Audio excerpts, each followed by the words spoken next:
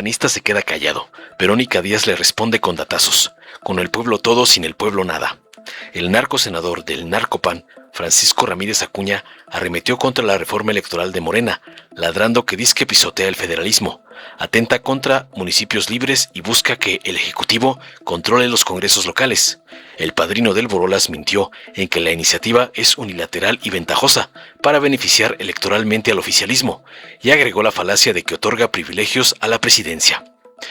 Pero vino la enérgica respuesta de la senadora Verónica Díaz de Morena, quien recordó que 8 de cada 10 mexicanos respaldan reducir gastos electorales. Díaz defendió la austeridad republicana. Es inmoral que funcionarios ganen más que la presidenta. Celebro que la reforma fortalezca la revocación de mandato como control ciudadano del poder. Y sentenció tajante: el pueblo pone y el pueblo quita. Votamos a favor de menos privilegios y más bienestar. Veamos enseguida cómo el padrino del Borolas es callado por la senadora Díaz por atacar el plan B de la presidenta, como le mandan sus narcoamos, el Junior Tóxico Claudio X y el evasor Salinas Pliego. Con su permiso, señora presidenta. Adelante, senador. Compañeras y compañeros legisladores, si algo ha quedado claro es que en México las reformas electorales se legitiman por consenso, mediante ejercicios plurales de discusión y considerando las opiniones de todos los sectores políticos y ciudadanos. Este proceso ha demostrado hasta la saciedad que son inviables las posturas unilaterales, ventajosas o a modo con las que algún partido o grupo tratan de confeccionar reglas para beneficiarse electoralmente. Nuestra democracia necesita, por supuesto, el perfeccionamiento de sus instituciones, sus procedimientos de elección, revisar sus costos y garantizar el libre ejercicio del voto.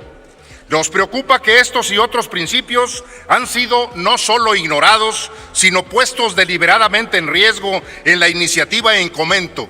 Particularmente y sin ninguna necesidad, se amenaza al federalismo y al municipalismo, al pretender que la Constitución Federal dimensione artificialmente a los órganos de representación local, tanto en los congresos como en los cabildos, poniendo en entredicho no solo el pacto federal, sino la realidad misma de la situación política administrativa que prevalece en el municipio mexicano. Sin duda, es ataque directo a los estados y municipios lo que hoy se pretende.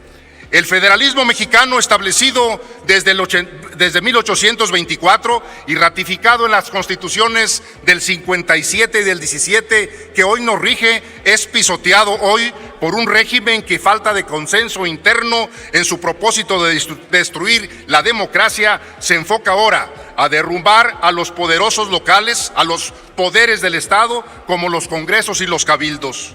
Falta visión para entender que cada estado de la República tiene condiciones muy particulares que los hacen diferentes a los demás. No podemos homologar desde la burocracia central lo que debe de regir en el resto del país. Las reformas municipales acordadas en el 87 y en el 99 avanzaron en la ruta de fortalecer al municipio libre, la autonomía municipal, la responsabilidad subsidiaria y la capacidad de gestión de los ayuntamientos.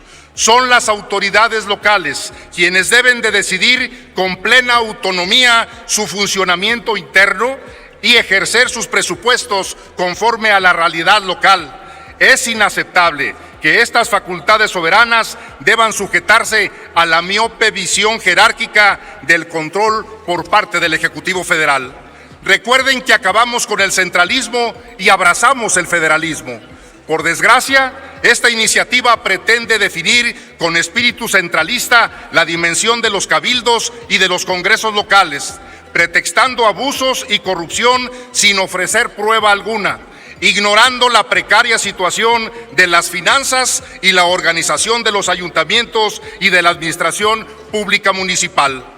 Votaremos en contra de este dictamen porque no es cierto que acabe con los privilegios, pues quien obtiene grandes privilegios ahora con esta reforma es precisamente la Presidencia de la República, al otorgarle el derecho de hacer campaña en una campaña misma federal. Esta iniciativa quita derechos al pueblo porque ahora es el propio grupo en el poder quien impulsará a través de las firmas la solicitud de revocación de mandato. Compañeras y compañeros senadores, no podemos votar a favor de este dictamen porque protestamos cumplir y hacer cumplir la Constitución y las leyes que de ella emanan. Muchas gracias. Muchas gracias. Con su venia, Presidenta. Adelante, senadora. Compañeras y compañeros senadores, nuestro grupo parlamentario de Morena tenemos un principio fundamental. Con el pueblo todo, sin el pueblo nada.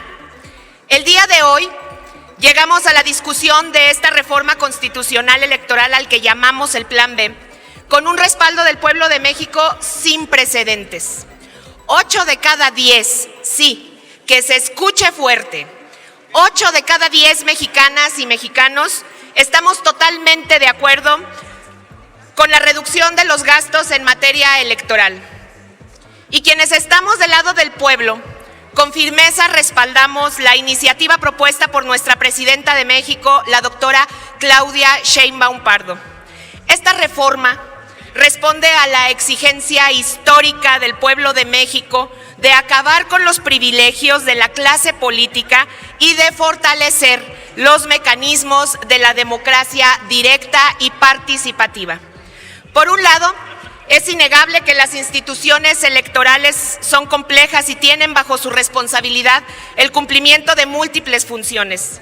Sin embargo, esto no es un argumento válido que justifique el que haya personas funcionarias con una remuneración superior a la que percibe nuestra Presidenta de México.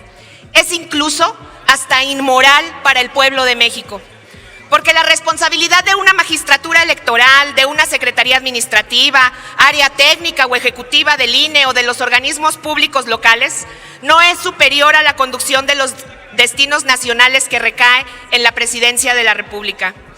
Por tanto, el principio de austeridad republicana, nacido en nuestro movimiento bajo la premisa de que no puede haber gobierno rico con pueblo pobre, nos insta a reducir el gasto público priorizando el bienestar sobre el dispendio burocrático. De tal suerte, las modificaciones a los artículos 115 y 116 constitucionales refuerzan esta idea. Primero, con el ajuste a la conformación de los ayuntamientos que deberán tener una sindicatura y máximo 15 regidurías, así como el establecimiento de un límite razonable al presupuesto anual de los congresos locales. De igual forma, celebro lo dispuesto en el artículo 3º transitorio, que nos mandata también al Senado de la República a realizar los ajustes necesarios de forma progresiva durante los próximos 4 años hasta lograr una reducción presupuestaria del 15%. Es así que en el grupo parlamentario de Morena creemos que votar a favor es cuestión de congruencia como representantes de la mayoría del pueblo de México. Por lo que hace a la revocación de mandato, esta reforma apuesta por el fortalecimiento de un mecanismo de participación ciudadana que le da todo el poder al pueblo para evaluar el desempeño de su gobierno. El pueblo pone y el pueblo quita.